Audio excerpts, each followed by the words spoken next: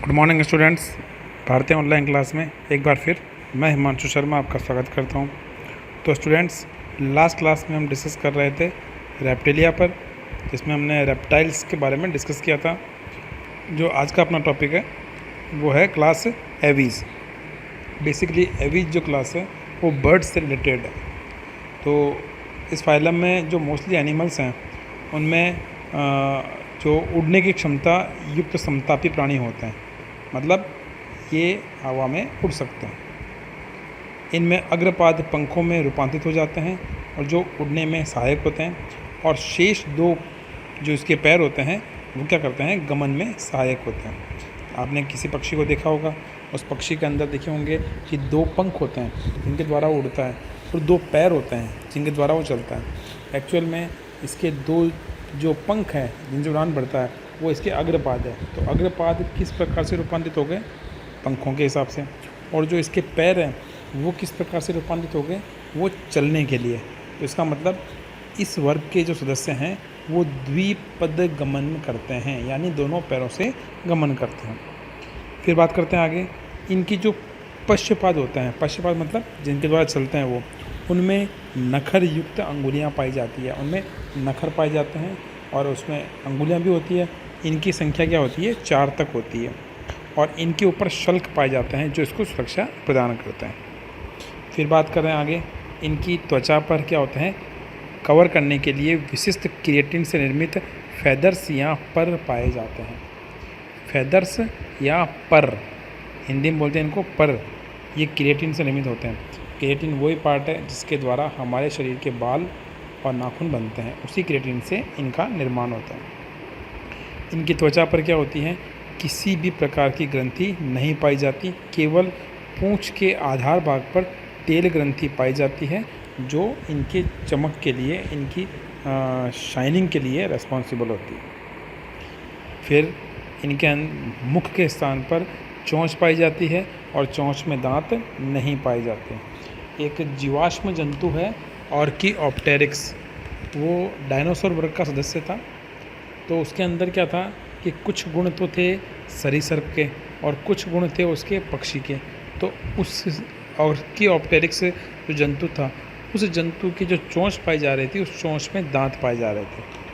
तो लेकिन वर्तमान में जो पक्षी वर्ग है उसमें किसी भी पक्षी के चोंच में दांत नहीं पाए जाते। इनके शरीर का आकार नौकाकार होता है, यानी नाव के आकार का होता है, जो वायु रेखित है, धारा रेखित होता है, जो उड़ते समय हवा को काटने का काम करता है। इसका जो अंतकंकाल होता है वो हड्डियों से बना होता है, लेकिन इसकी जो अस्थियाँ होती हैं वो खोखली होती है और उनके अंदर हवा भरी होती है, वायु भरी होती है, जिसके कारण इनका शरीर हल्का हो जाता है और ये इनका वायवीय अनुकूलन या उड्डयन अनुकूलन है। इसके कपाल में एक विशिष्ट प्रकार का संरचना पाई जाती है, इसी से बोलते हैं ऑक्सीपिटल कॉन्डाइल। पक्षियों का शरीर जो होता है वो 3 भागों में बटा होता है, सिर, गर्दन, धड़। सिर स्पष्ट रूप से होता है, गर्दन पाई जाती है और धड़ रहता है, और धड़ के अंतिम भाग में पूंछ उपस्थित होती है। गर्दन इनकी लंबी, छोटी या लंबी, लचीली भी होती है। लंबाई जैसे आपने पक्षी देखा होगा, मोर, शतुरमुर्ग, ठीक है ना, इनकी गर्दन कैसी होती है, लंबी होती है। फिर आपने देखा होगा कबूतर, तोता, ये पक्षी ऐसे होते हैं जिनकी गर्दन छोटी होती है।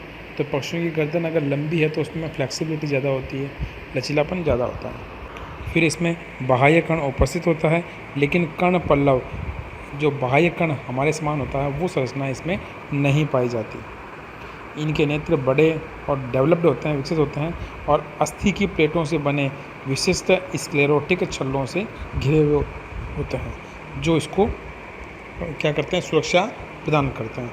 ये इसकी नेत्र की विशेषता है।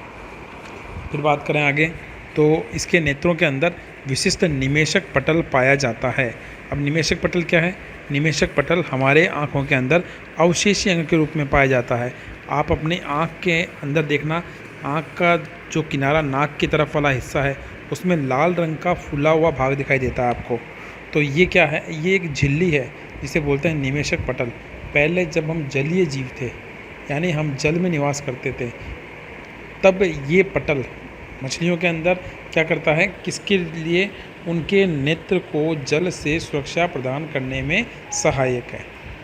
उनके किसको, नेत्र को, जल के अंदर जो धूल मिट्टी कण है, जल में जो लवण है, जल में जो अन्य पदार्थ हैं, उनसे इस लेंस की सुरक्षा के लिए एक प्राकृतिक चश्मे के रूप में निमेशक पटल पाया जाता है। तो यही निमेशक पटल पक्षियों में भी पाया जाता है। इसका स्टर्नम बड़ा होता है जिसके साथ उड़ने वाली पेशियाँ जुड़ी होती है। अब स्टर्नम क्या होता है, तो आप अपने शरीर के अंदर जो वक्ष भाग है, वक्ष भाग कौन सा हुआ, हमारा शरीर सिर, वक्ष व उदर में बटा होता है। सिर गर्दन के ऊपर वाला हिस्सा, वक्ष सीने वाला हिस्सा। तो इस जहाँ पर अपना हृदय है, आपने देखना सीने के अंदर पसलियों से निर्मित एक पिंजरा पाया जाता है, और यह पिंजरा सामने की तरफ मध्य में एक सख्त दीवार के रूप में उपस्थित होता है। तो जो ये दीवारनुमा संरचना होती है, इसको क्या कहते हैं, स्टर्नम कहते हैं। तो पक्षियों के अंदर ये स्टर्नम कैसा होता है, बड़ा होता है। और ये बड़ा होता है तो इसका फ़ायदा क्या रहेगा, इसके जो अग्रपाद होते हैं उसकी पेशियाँ इससे जुड़ी होती है, जिससे पक्षी लगातार उड़ान भरते रहते हैं और उनको थकान नहीं होती। फिर श्वसन फेफड़ों के द्वारा होता है, और फेफड़ों के साथ इनमें वायुकोश भी पाए जाते हैं, जिसके कारण क्या होता है, शरीर हल्का रहता है, क्योंकि वायु कोशों में वायु भरी होती है। इनमें 4 कोष्ठीय हृदय पाया जाता है, यानी 2 आलिंद और 2 निलय पाए जाते हैं। इनकी आरबीसी अंडाकार होती है, और आरबीसी में केंद्रक पाया जाता है। केंद्रक युक्त आरबीसी होती है, जबकि हमारे शरीर में जो आरबीसी होती है वो भ्रूणीय अवस्था में तो केंद्रक युक्त होती है, लेकिन जन्म के पश्चात उसमें केंद्रक नहीं रहता। तो हमारी जो आरबीसी होती है वो केंद्रकहीन होती है। पक्षियों के अंदर 12 जोड़ी कपाल तंत्रिकाएँ पाई जाती है, यानी कपाल से 12 जोड़ी तंत्रिकाएँ निकलती है, जो क्या करती है, शारीरिक नियंत्रण का कार्य करती है। ये प्राणी उत्सर्जन के आधार पर यूरिकोटेलिक है, मतलब यूरिक अम्ल को शरीर से बाहर निकालते हैं। यूरिक अम्ल को शरीर से बाहर निकालने का कारण क्या होता है, क्योंकि यूरिक अम्ल न्यूनतम जल के द्वारा शरीर से उत्सर्जित किया जा सकता है।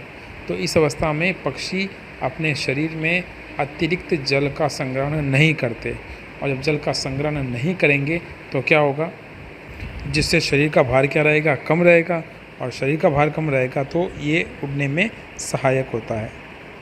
फिर बात करते हैं आगे। इनमें मूत्राशय नहीं पाया जाता, जो एक वायवीय अनुकूलन है। इससे क्या फ़ायदा होगा, मूत्राशय होने पर शरीर में मूत्र संग्रहित रहेगा, और अगर मूत्र संग्रहित रहेगा तो शरीर के भार में वृद्धि होगी। इसीलिए पक्षियों में मूत्राशय नहीं पाया जाता। लेकिन पक्षियों में से एक पक्षी है शतुरमुर्ग, वो अपवाद है, उसके अंदर मूत्राशय पाया जाता है, और उसको उड़ना नहीं होता है, उसके पैर लंबे होते हैं, पंख छोटे होते हैं, तो वो तेज़ दौड़ने के लिए अनुकूलित है। फिर बात करते हैं आगे। इसमें सैरिंग्स पाया जाता है, जिसके द्वारा ध्वनि उत्पन्न होती है। हमारे शरीर के अंदर, गले के अंदर ध्वनि उत्पादन जो यंत्र होता है उसे बोलते हैं लैरिंग्स, इसमें होता है सैरिंग्स। ठीक है, फिर आगे बात करते हैं। ये एकलिंगी होते हैं, और इनमें अधिकांशतः द्विरूपता पाई जाती है, यानी नर और मादा को बाह्य लक्षणों के आधार पर पहचाना जा सकता है। कुछ सदस्य होते हैं जिनमें ये विशेषता नहीं पाई जाती, लेकिन कुछ को आसानी से पहचाना जा सकता है। इनके मादा के अंदर जो बायां अंडाशय होता है और जो उसकी अंडवाहिनी होती है, ये उपस्थित होती है, जबकि दाईं तरफ का जो अंडाशय और अंडवाहिनी होती है ये अनुपस्थित होती है। और इसके शरीर में बाह्य जनन अंग भी नहीं पाए जाते। तो ये सब इनके शरीर में वायवीय अनुकूलन के लिए जिम्मेदार होते हैं, शरीर के भार में कमी करते हैं। ये अंडे देते हैं, यानी अंडज प्रवृत्ति होती है। ठीक है, फिर इनमें निषेचन की प्रक्रिया शरीर के भीतर होती है। इनके जो अंडे होते हैं उनमें पीतक की मात्रा, पीतक मतलब पोषक पदार्थ, पीतक की मात्रा बहुत अधिक मात्रा पाई जाती है। ये भी एक वायवीय अनुकूलन है, क्योंकि ये अपने बच्चे को शरीर के भीतर परिवर्तित नहीं कराते, क्योंकि अगर शरीर के भीतर परिवर्तित करवाएंगे तो शरीर के भार में वृद्धि होगी।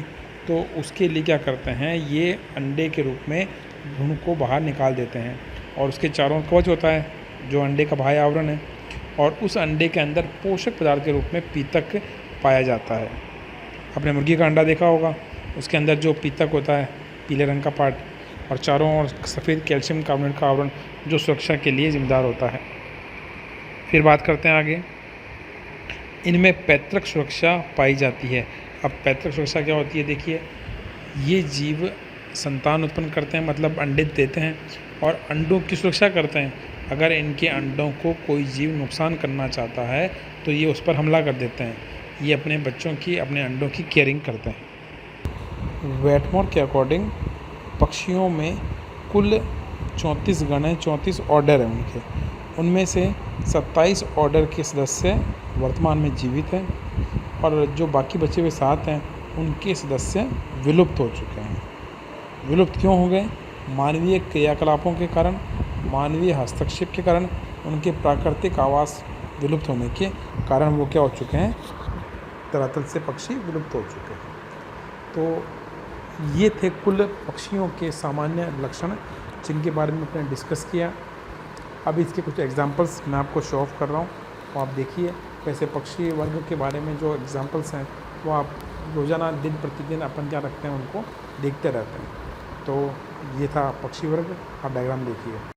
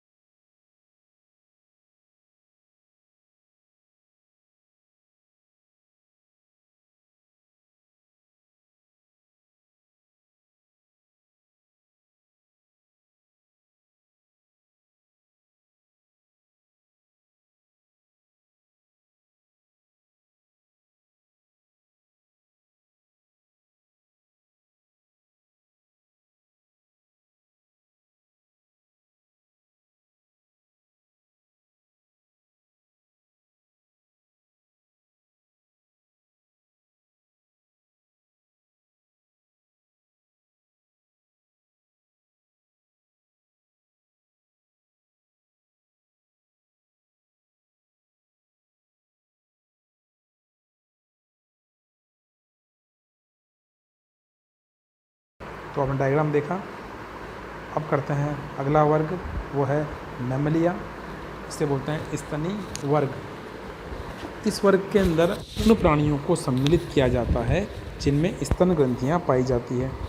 ठीक है, तो जैसे मानव है, मानव के अंदर स्तन ग्रंथियाँ पाई जाती है। ठीक है, तो मानव कौन से वर्ग का सदस्य है? मैमलिया वर्ग का। गाय, भैंस, भेड़, बकरी, इन सभी के अंदर स्तन ग्रंथियाँ पाई जाती है। इस वर्ग के जो सदस्य होते हैं उनके शरीर पर क्या पाए जाते हैं? रोम पाए जाते हैं।